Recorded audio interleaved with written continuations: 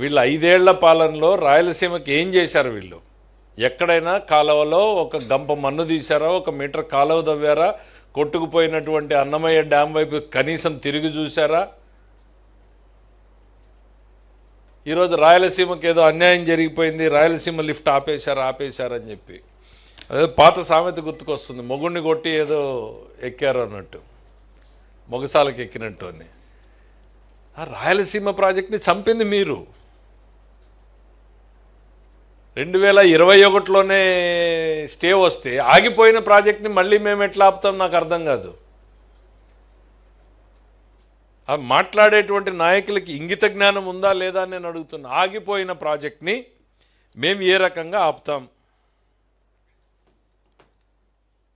మీకు కావాలంటే ఆ స్టే ఆర్డర్లు కూడా తెచ్చి చూపిస్తాం. ఎన్సీఎల్టీలో నేషనల్ గ్రీన్ ట్రిబ్యునల్లో వీళ్ళకి స్టే ఇచ్చినటువంటిది.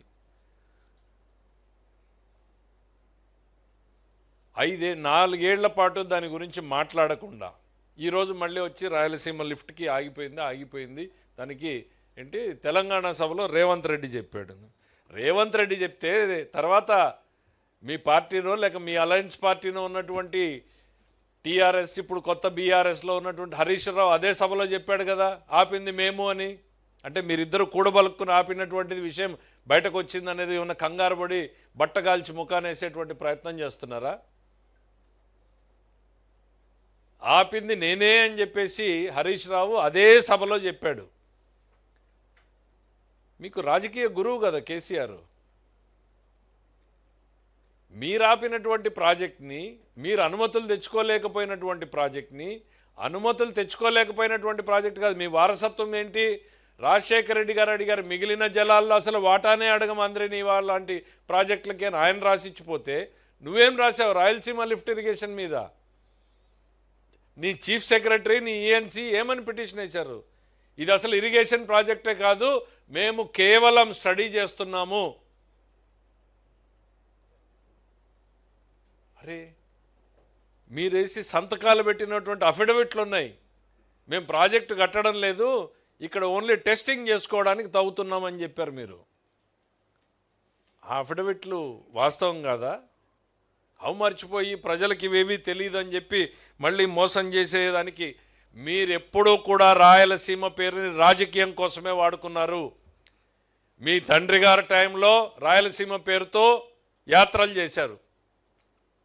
ఆ రోజు నందమూరి తారక రామారావు నిజమైన రాయలసీమ పట్ల ప్రేమ చూపించినటువంటి వ్యక్తి. గాలేరు నగరి, తెలుగంగ, హంద్రీనీవా ఈ 3 ప్రాజెక్టులు తెలుగుదేశం ప్రభుత్వంలో ఆ రోజు నందమూరి తారక రామారావు గారి బ్రెయిన్ చైల్డ్లో పుట్టినటువంటి ప్రాజెక్టులు.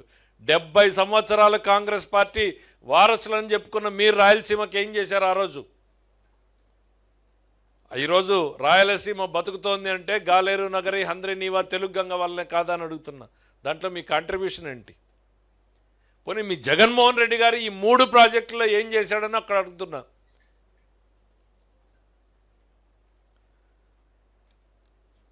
వీళ్ళకి రాయలసీమ మీద అంత ప్రేమ ఉంటే ఎంత ఖర్చు పెట్టారు? చర్చకు రండి మీరు. హంద్రీనీవా ఒక్క సంవత్సరంలోనే 3,700 కోట్ల రూపాయలను ఖర్చు పెట్టాం. ఒకే సంవత్సరంలో శాంక్షన్, ఒకే సంవత్సరంలో టెండర్ పిలవడం, ఒకే సంవత్సరంలోనే వర్క్స్ కంప్లీట్ చేయడం చరిత్రలో ఎప్పుడన్నా జరిగిందా? అది చంద్రబాబు నాయుడు గారికి రాయలసీమ మీద ఉన్నటువంటి ప్రేమ. మళ్ళీ 2,000 కోట్ల రూపాయల పైన ఖర్చు పెడుతున్నాం ఇప్పుడు. ఇది కాక నేను చెప్తున్న 5 ఏళ్లలో శాసనసభలో మీరు రాయలసీమ పేరుని పలకడానికి మీరు సాహసించలేకపోయారు. ఇవాళ మేము ధైర్యంగా చెప్తున్నాం, రాయలసీమలో ఇదే శాసనసభలో రాయలసీమ హార్టికల్చర్ హబ్ పెడతాం 40,000 కోట్ల రూపాయలతో అని చెప్పగలిగినటువంటి దమ్ము ఈరోజు చంద్రబాబు నాయుడు గారి ప్రభుత్వానికి ఉందని చెప్తున్నాం. ఏం మొహం పెట్టుకుని ప్రజల ముందుకు వస్తారు? హంద్రీనీవాని మేము 1 సంవత్సరంలో పూర్తి చేసినందుక, రాయలసీమ ప్రాజెక్టులకి 40,000 కోట్లు ఖర్చు పెట్టబోతున్నందుక, ₹1 ఖర్చు పెట్టినటువంటి మీరు మొసలు కన్నీరు గారిస్తే ప్రజలు నమ్ముతారనుకుంటున్నారా? సిగ్గుపడాలయా. ఎస్, కొంత పని చేస్తే మాట్లాడొచ్చు. మేము చెప్తాం, రాజశేఖర రెడ్డి వచ్చాడు, ఎంతో కొంతైనా మేము చేసినటువంటి హంద్రీనీవాని ఆయన కంటిన్యూ చేసే ప్రయత్నం చేశాడు, గాలేరు నగర్ని కంటిన్యూ చేసి. నువ్వేం చేసావు? నందమూరి తారక రామారావు ప్రారంభిస్తే చంద్రబాబు నాయుడు మొదలు పెడితే మీరు కంటిన్యూ చేశారు రాజశేఖర రెడ్డి. నువ్వు అది కూడా చేయలేదే. చరిత్రలో నీకు ప్లేస్ కూడా ఉండదు. మరి నువ్వు వచ్చి రాయలసీమ పేరు మీద పెడతా ఉన్నావు. ఇంకా ఏదో రాయలసీమలో కొత్త పేరు పెట్టుకున్నాం మేము, కొత్త ప్రాజెక్టు. మరి ముచ్చుమర్రికి దీనికి తేడా ఏముంది? ముచ్చుమర్రి ఆల్రెడీ మేము కట్టాం కదా, దానికి ఎటువంటి అబ్జెక్షన్ లేవు. ఈరోజు ముచ్చుమర్రి బ్రహ్మాండంగా పనిచేస్తూ ఉంది కదా. కేవలం వివాదాల్లోకి నెట్టేదానికోసమే మీరిద్దరూ ఇక్కడ, మీరు అక్కడ మీ రాజకీయ గురువు గారు కలిపి చేసినటువంటి కుట్రలో భాగంగానే తప్ప రాయలసీమ మీద మీకు ప్రేమ లేదు. రాయలసీమని కేవలం రాజకీయ అవసరాల కోసం, ప్రాంతీయ విద్వేషాలను రెచ్చగొట్టడం కోసమే మాత్రం వాడతారు. అది మీ నైజం. కులం, మతం, ప్రాంతం అనేటువంటివి మీ రాజకీయ పునాదులు. దాని మీదనే తప్ప మీకు వేరే ఆలోచన ఎక్కడా కూడా లేదు. ఎక్కడా కూడా 5 ఏళ్లలో మీరు రాయలసీమ మీద స్టే విధిస్తే నువ్వు వెకేట్ చేయడానికి ఏం చేశారు? ఒక్కరోజు కూడా మీరు ప్రయత్నం చేయలేదే. అదే మేము వస్తే ఏం చేశాం? ప్రాజెక్ట్ని కంప్లీట్ చేశాం. అన్నమయ్య డ్యామ్ కొట్టుకుపోతే దిక్కులేదు. ఇక్కడ ఎక్కడో పొరుగు రాష్ట్రంలో ఉన్న తుంగభద్ర డ్యాంలో గేటు కొట్టుకుపోతే తెల్లవారుజామున 5ంటికి మాకు తెలిస్తే 9ంటికి దగ్గరలో ఉన్న మా ఎమ్మెల్యే ఫస్ట్ వెళ్ళిపోయారు, అక్కడికి పొమ్మని చెప్పాం. ఈవినింగ్కి మొత్తం యంత్రాంగం చేరుకున్నాం. గేట్లు పెట్టడం కుదరదు అని అంటా ఉంటే దేశంలో బెస్ట్ ఎక్స్పర్ట్స్ని తీసుకొచ్చాం, గేట్లు పెట్టాం, పంటను కాపాడాం. మళ్ళీ ఈరోజు 33 గేట్లని ఒకే సంవత్సరంలో మారుస్తున్నాం. 18 గేట్లు నిలబడ్డాయి. మొన్ననే అనంతపురం మీడియాని మొత్తం తీసుకెళ్ళి చూపించాం.